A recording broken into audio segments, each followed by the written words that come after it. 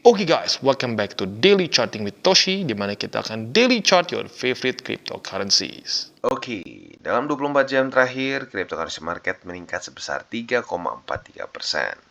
Dengan total market cap mencapai di 1,05 triliun US dollars. Dan untuk Bitcoin kita bisa lihat ada peningkatan sekitar 2,5%-an di angka 23.192 USD dalam 24 jam terakhir ya.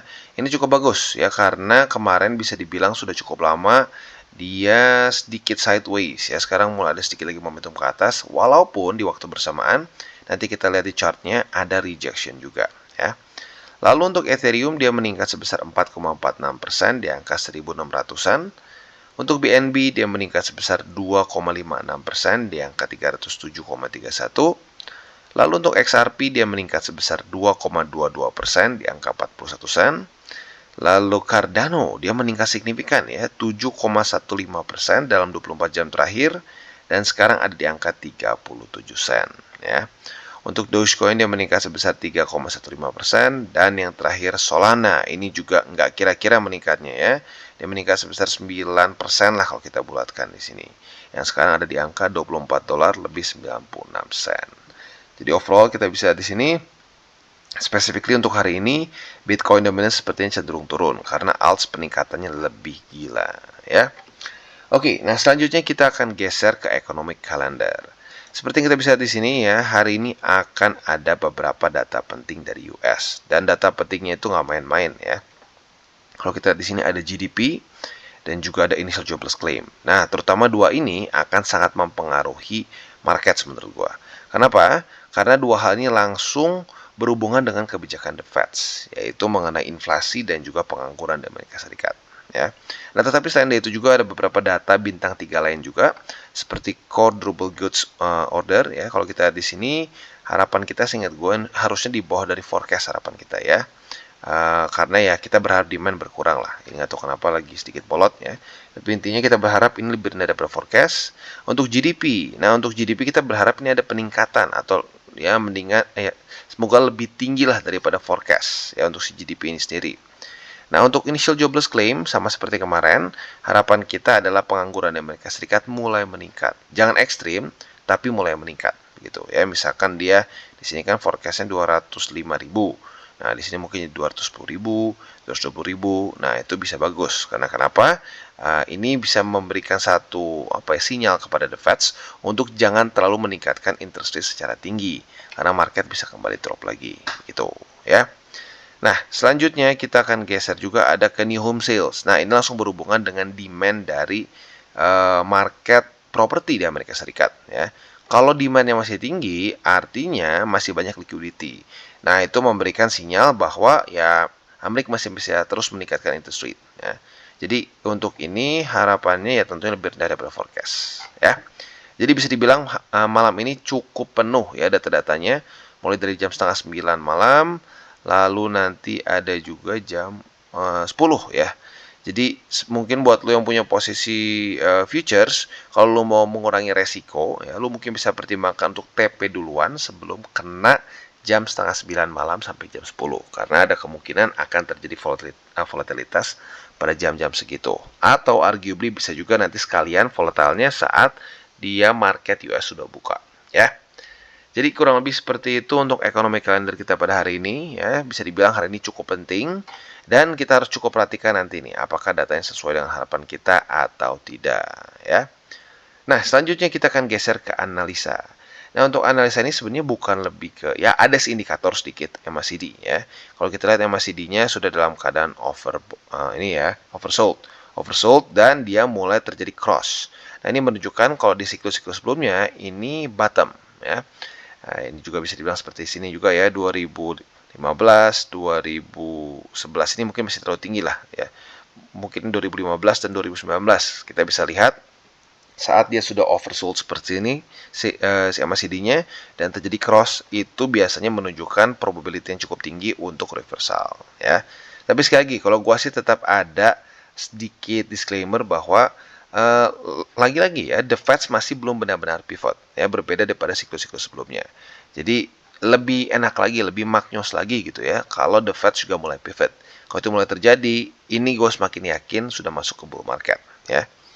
Nah, yang mungkin gue lebih pengen tekankan adalah mengenai keuntungan, ya. Lu sadar nggak sih sebenarnya di kripto itu dari cycle ke cycle itu secara peningkatan otomatis berkurang secara besar profit kita, ya. Kalau kita lihat di siklus pertama itu 406 kali peningkatannya dari bottom sampai ke top. Di siklus 2015 sampai 2018 itu naik 125 kali untuk Bitcoin, ya. Dan yang terakhir ya dari bottom 2019 sampai ke topnya di 2022 ya. Itu 2021 kayaknya ya. Itu meningkat sebesar 20x. Nah, jadi lagi-lagi ini adalah satu teori di mana semua aset ya yang semakin berkembang, semakin besar juga market cap-nya, maka secara profitability dari siklus ke siklusnya akan semakin kecil, ya.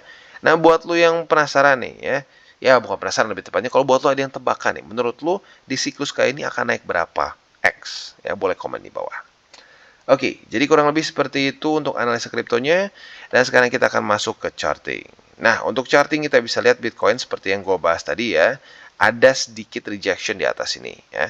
Dimana kalau kita lihat dia itu tertingginya di 23.821 ya, signifikan lebih tinggi daripada pada tanggal 21 Januari kemarin di sini ya. Nah, tetapi kalau kita lihat bentuknya wick ya, jadi artinya ada juga sedikit selling pressure di daerah sini ya. Nah, jadi sekarang pertanyaannya apakah Bitcoin akan retest ke 24.500 atau malah retest ke bawah ya. Nah, sekarang mungkin ini bisa sangat terpengaruh dengan nanti data malam ya. Data malam nanti ya akan sangat mempengaruhi harga si Bitcoin di hari ini ya. Jadi tentunya kita harus look forward untuk itu. Nah, tapi untuk sekarang PR gue sih simple ya. PR gue adalah semoga saja Bitcoin retestnya kalau sampai koreksi ya. Kalau sampai dia koreksi, jangan sampai tembus dari 21.500 dan 21.300 ya. Kalau bisa dia ya mungkin kalau mau sideways di sini ya dan lanjut lagi ke atas. Karena kalau dia sideways di sini, ini menunjukkan bahwa si struktur demand yang di sini sebelumnya ya, ini menjadi support. Kalau itu terjadi, artinya ini adalah suatu higher low. Tetapi kalau Bitcoin jebol ke sini, ya, masuk lagi di daerah 20.700 sampai 19.800, itu artinya Bitcoin kembali ada PR lagi. Ya, ini tadinya support, ada probability menjadi support, malah tetap menjadi resisten. Ya. Jadi itu PR-nya. Simpelnya kalau gua berharap Bitcoin kalau bisa dia sideways-nya di sini aja, ya, atau konsolidasi di daerah sini saja. Jadi kurang lebih seperti itu untuk Bitcoin. Nah, selanjutnya kita akan geser ke indeks dolar. Untuk indeks dolar ini sesuai dengan harapan kita ya.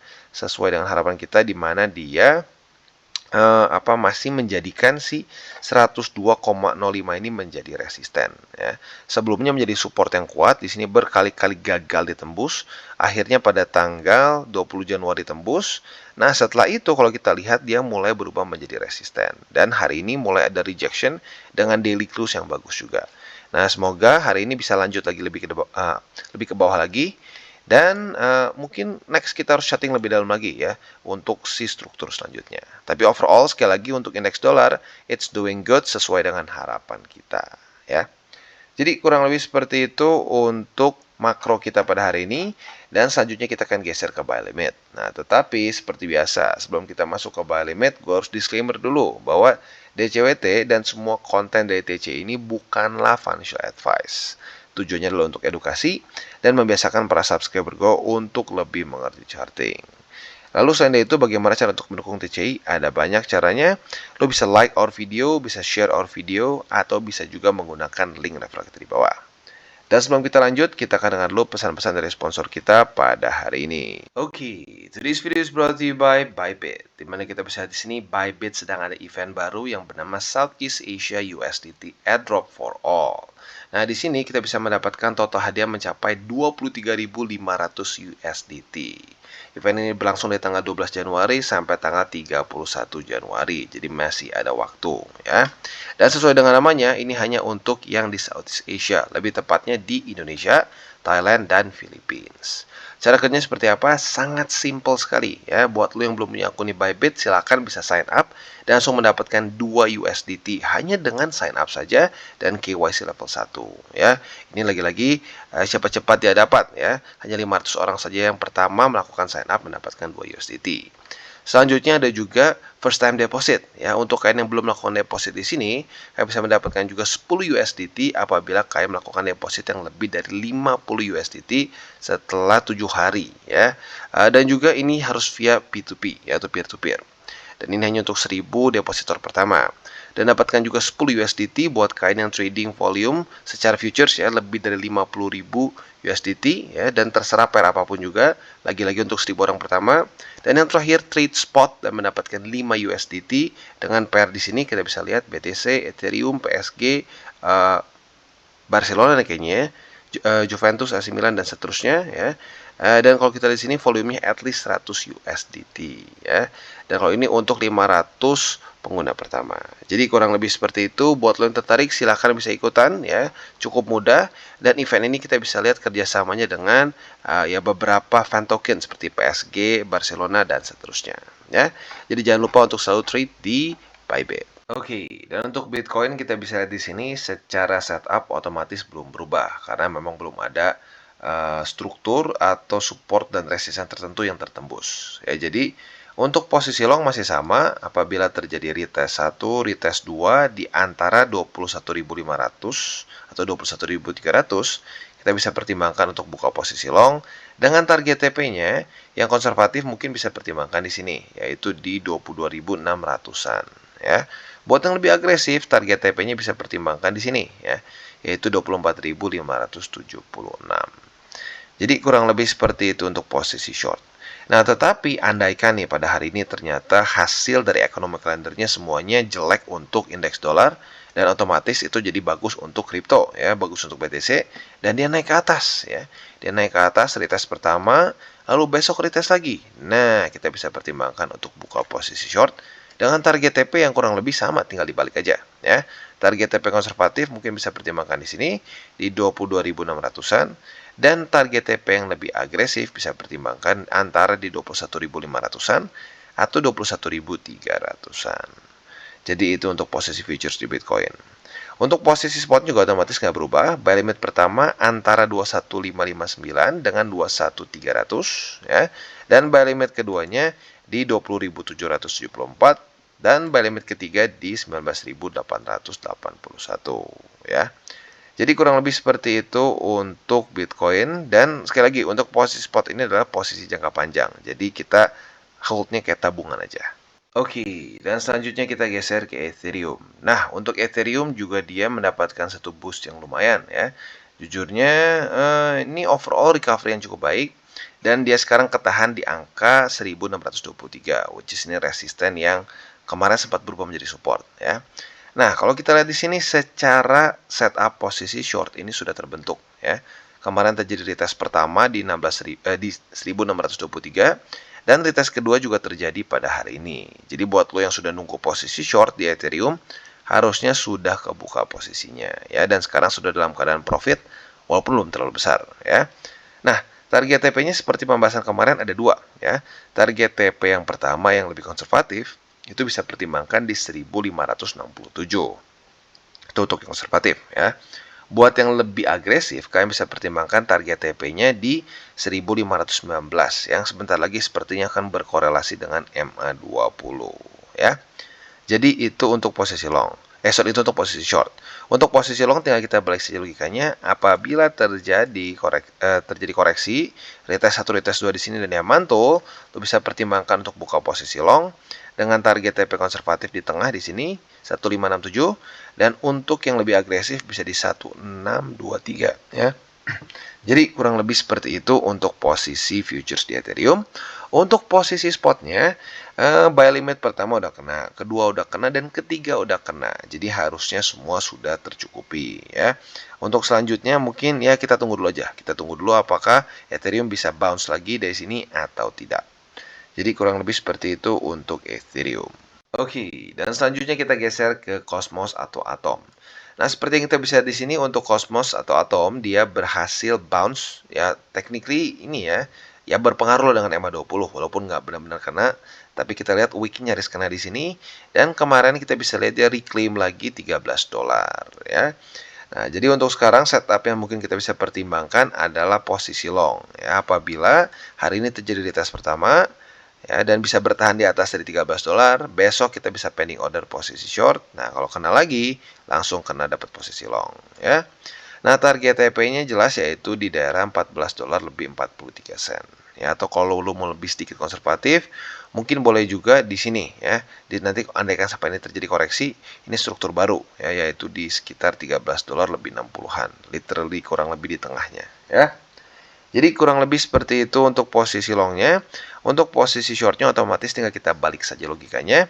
Apabila terjadi retest 1, retest 2 di $14 lebih 43 sen, kita bisa pertimbangkan untuk buka posisi short dengan target TP di $13, ya.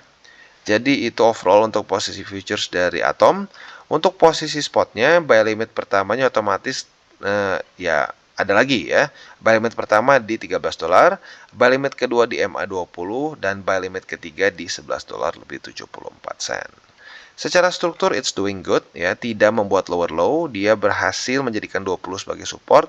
Berarti di sini kita bisa lihat higher high, higher low, higher high, higher low, higher high, dan higher low lagi. Jadi secara struktur still doing good. Oke, dan sekarang kita geser ke Phantom. Nah, untuk Phantom sesuai dengan pembahasan kemarin terjadi setup posisi short ya, karena kalau kita lihat di sini tanggal 24 kemarin terjadi retest pertama dan kemarin terjadi retest kedua di tanggal 25 ya. Otomatis ini adalah konfirmasi alias retest 1, retest 2. Nah, untuk kalian yang sudah pasang pending order posisi short harusnya sudah kena dan sekarang sedang dalam keadaan profit walaupun belum terlalu besar ya. Nah, sekarang ada update target TP yang lain sebenarnya. Target TP yang lebih konservatif mungkin lo bisa pertimbangkan di sini, yaitu di 37 sen ya, karena ini adalah struktur baru ya. Jadi sekali lagi buat lo yang tertarik untuk lebih konservatif di sini, bisa pertimbangkan target TP-nya di 37 sen ya. Nah, untuk posisi yang lebih agresif yaitu jelas di 34 sen ya. Nah, sekali lagi untuk posisi short yang sudah terbentuk di sini seperti di Phantom dan di Atom ya. Gua ingatkan sekali lagi nanti malam jam setengah 9 akan mulai keluar data dari US. Nah, itu bisa membuat volatile. Jadi sekali lagi gue balikan ke lu mau ambil resikonya atau tidak. Kalau lu lebih konservatif dan nggak mau ambil resiko, ya sudah, lu bisa pertimbangkan untuk tutup aja posisinya ya, karena ya kemungkinan besar masih profitable. Ya, sekali lagi masih kemungkinan besar ya, we don't know sampai titik sananya. Nah, tapi buat lo yang pengen ambil resiko, well, mungkin aja ternyata datanya malah bagus untuk dolar dan malah kripto turun ke bawah juga. Ya, jadi sekali lagi, itu ada resiko yang kita mau ambil atau tidak. Ya. Untuk posisi longnya kita tinggal nyontek ke tanggal 21 dan 22 kemarin. Retest 1, retest 2 seperti ini, kita bisa buka posisi long. Target TP-nya otomatis tinggal kita balik. Yang konservatif di sini, yang agresif di $41 lebih 66 sen. Ya, sorry, bukan $41, tapi 41 sen. Ya. 0,4166. Jadi kurang lebih seperti itu untuk Phantom secara posisi futuresnya. Untuk spotnya literally nggak berubah. Buy limit pertama di 34, buy limit kedua di 31, dan buy limit ketiga di 29 sen. Oke, dan sekarang kita masuk ke Solana. Nah, untuk Solana kita bisa lihat dia kembali berhasil reclaim $23 lebih 47 sen setelah kemarin pada tanggal 24 Januari, atau lebih tepatnya kemarin lusa, dia jebol ya. Nah, otomatis seperti sekarang kalau kita lihat di sini, setup yang mungkin kita bisa pertimbangkan adalah posisi long. Apabila terjadi retest 1, retest 2 di $23 lebih 47 sen. Nah, kalau ini terjadi, berarti posisi longnya target TP-nya jelas yaitu di $25 lebih 90 sen. Ya. Jadi itu untuk setup posisi long. Untuk setup posisi short kita nggak usah jauh-jauh lihat, kita tinggal nyontek aja ke tanggal 20 dan 21 Januari kemarin ya. Retest 1, retest 2 kita bisa pertimbangkan untuk buka posisi short. Nah, target TP-nya jelas yaitu di $23 lebih 47 sen ya. Nah, jadi itu kurang lebih setup untuk posisi futures di Solana. Secara struktur overall is doing good ya, cenderung membuat higher high, higher low, higher high, higher low.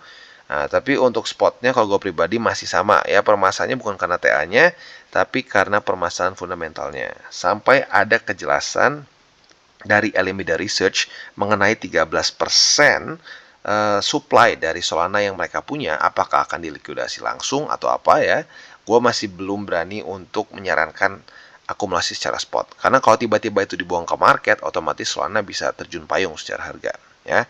Dan bukan terjun payung cuma kayak, oh drop seperti ini. No, ya bisa literally dropnya nggak tahu, mungkin bisa 90% or something. Kalau sampai 13% dari supply itu langsung dibuang ya. Jadi mungkin sebelum itu terjadi kejelasan ya, gua nggak akan dulu sarankan untuk beli Solana secara spot ya. Jadi kurang lebih seperti itu untuk Solana dan ending juga dari DCWT kita pada hari ini.